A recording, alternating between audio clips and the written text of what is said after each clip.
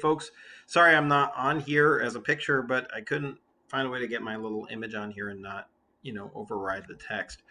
So one of the things that we talked about with the Odyssey is that it was written in ancient Greek, and so it's an old language, and it's a very different language than English. And when we read it, we tend to say, "Hey, I read the Odyssey," but you didn't really read the Odyssey. What you ended up reading was somebody's translation of the Odyssey, and a translator, somebody who is fluent to some degree or another, usually very fluent in ancient Greek, is going to read the original work and then try and translate it into English for us.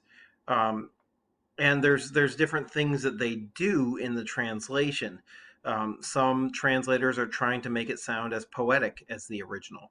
Some translators want it to be as accurate as possible. Some translators want it to be engaging. You'll see that some translations, like this one right here, tries to keep it in a poetic way so it looks like a poem, whereas other translators, like this one right here, turn it into paragraph style because they're more interested with content. So you got style, you got content, you got lots of different things that the various translators try and do. The one that we're reading is by a guy named Robert Fitzgerald. I'll show it to you in the next video and we can talk about that. But I want to read you the beginning bit of the Odyssey from a bunch of different translators so that you can get a sense of how different translations are of the same book. And saying I read the Odyssey doesn't really mean the same thing depending on whose version of the Odyssey you read. Sure, it's the Odyssey, but it can be very, very, very different. So the Odyssey begins with what's called the Invocation of the Muses. Homer is a blind poet, and the traditional thing that poets did is they paid homage and asked for help, paid homage to and asked for help from the goddesses of poetry who are called the Muses. You may remember the Muses. Orpheus is the son of one of the Muses. Her name is Calliope. But they're sort of minor goddesses who are responsible for giving inspiration for people who make art or who play music or who tell stories, those sorts of things. So they're the ones who are sort of behind that. So let me read you some different versions. We're going to start with some earlier stuff and work our way forward in time. One of the earliest and most famous versions of the Odyssey was translated by this guy named George Chapman. Actually, John Keats wrote a poem called, I'm trying to remember what it was called exactly, on looking into Chapman's Homer or something like that. Anyway, this is the early translation. The man, O Muse, inform that many a way wound with his wisdom to his wished stay, that wandered wondrous far when he the town of sacred Troy had sacked and shivered down. The cities of a world of nations, with all their manners, minds, and fashions, he saw and knew at sea, felt many woes, much care sustained to save from overthrows himself and friends in their retreat from home, but so their fates he could not overcome, though much he thirsted it. O men unwise, they perished by their own impieties, that in their hunger repine would not shun the oxen of the lofty going sun, who therefore from their eyes the day bereft of safe return. These acts in some part left tell us, as others, deified seed of Jove. Jove is the old Roman name for Zeus. So yeah, that's going to be a hard translation to read. It's old. It's got weird language. But the author here, Chapman, is trying to be poetic. You can see that he's got couplets: way, stay, town, down, nations, fashions. He tried to keep the poetic element going in there. A famous Scottish poet named Alexander Pope took a crack at it in 1725. Around the time of the American Revolution, just a little bit before that. But this is the same lines in ancient Greek being translated by a different poet into English.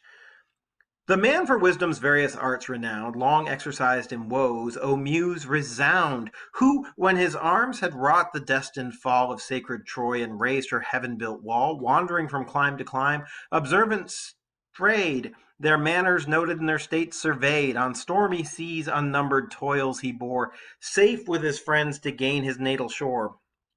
Vain toils their impious folly dared to prey on herds devoted to the god of day. The god vindictive doomed them nevermore, ah, men unblessed, to touch their natal shore. Oh, snatch some portion of these acts from fate, celestial muse, and to our world relate. Uh, Same content, very, very different translation. In 1937, are we going the right way here? Yeah, 1937. So the first one was 100 years before the second one, and then we're going to jump 200 years to what's called a prose translation here. Same lines, but this guy is not trying to write a poem. He's trying to write it as a story. And so he doesn't try and rhyme. He doesn't try and do any of those things. W.H.D. Rouse, 1937. This is a story of a man, one who was never at a loss. He had traveled far in the world after the sack of Troy, the virgin fortress. He saw many cities of men and learned their minds. He endured many troubles and hardships in the struggles to save his own life and to bring back his men safe to their homes. He did his best, but could not save his companions, for they perished by their own madness because they killed and ate the cattle of Hyperion, the sun god, and the god took care that they should never see home again. That one's much clearer because he's not going for the poetic element. He doesn't have to rhyme. He doesn't have to do those things. Hyperion, though, is the Roman name for the sun god. You guys know the sun god by the Greek name Helios.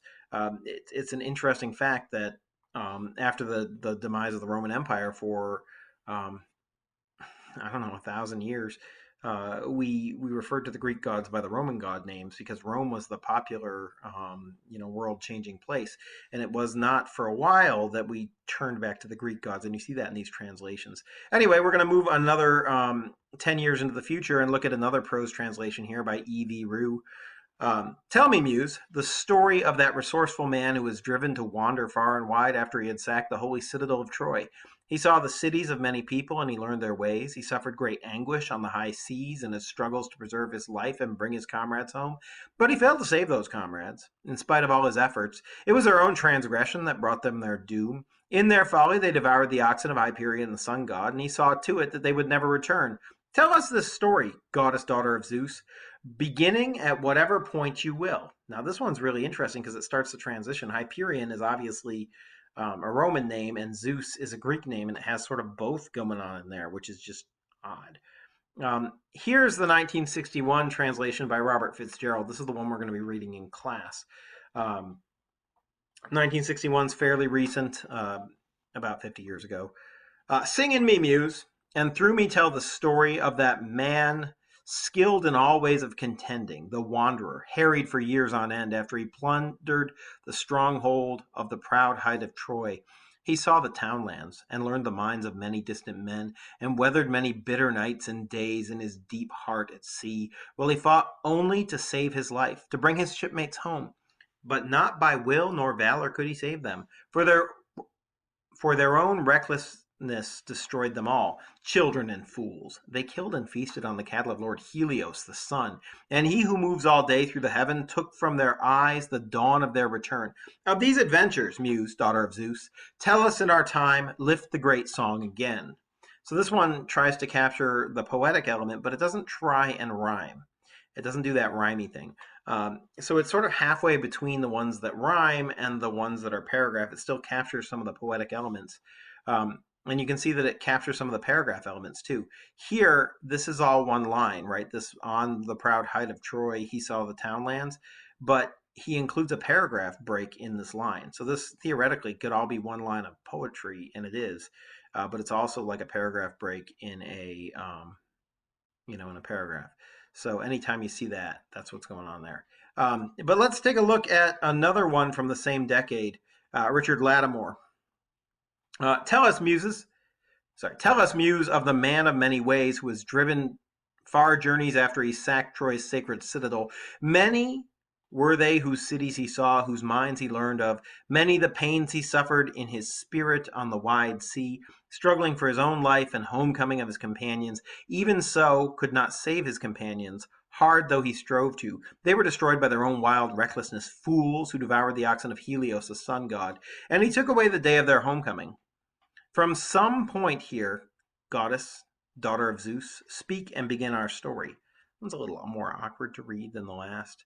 But here's a brand new translation, at least according to translations of Homer, made in 2000. We don't have this one, but it gives you an idea of another more modern translator. Speak, memory, of the cunning hero, the wanderer blown off course time and again after he plundered Troy's sacred heights. Speak of all the cities he saw, the mines he grasped, the suffering deep in his heart at sea, as he struggled to survive and bring his men home, but could not save them. Hard as he tried, the fools, destroyed by their own recklessness, when they ate the oxen of Hyperion the sun, and that god snuffed out the day of return of these things, speak, immortal one, and tell the tale once more in our time. So I don't know what moves people to make translations, but there are a lot of translations out there. My favorite one by a guy named Fagles is not even on here. Um, but we're going to be reading this one by Fitzgerald, and I just wanted to give you a taste of how different the translations are. And if you don't like the Fitzgerald translation, if you find it hard to read, there are other translations out there. Come see me, and we can talk, and maybe we can find something for you. But yeah, don't think that reading the Odyssey is reading the Odyssey. You're reading the Odyssey as interpreted through the mind of a poet or author who translated it from the ancient Greek into the modern language. And so you're not getting Homer's exact words. There's no exact translation out there because ancient Greek's a very different language. And just like in English, we have a word that means maybe two or three different things depending on the context. In ancient Greece, you have the same problem. And that word does not translate directly into an English word that means all of the things that it meant in ancient Greek. So you have to select as a translator which word best expresses the multiple meanings of that word in ancient Greek. I'm getting lots of text apparently. Anyway, I'm gonna shut up and turn this off. But hopefully that was enlightening to you. And if you're interested in translators or translations, come see me. I'd be happy to talk to you about it.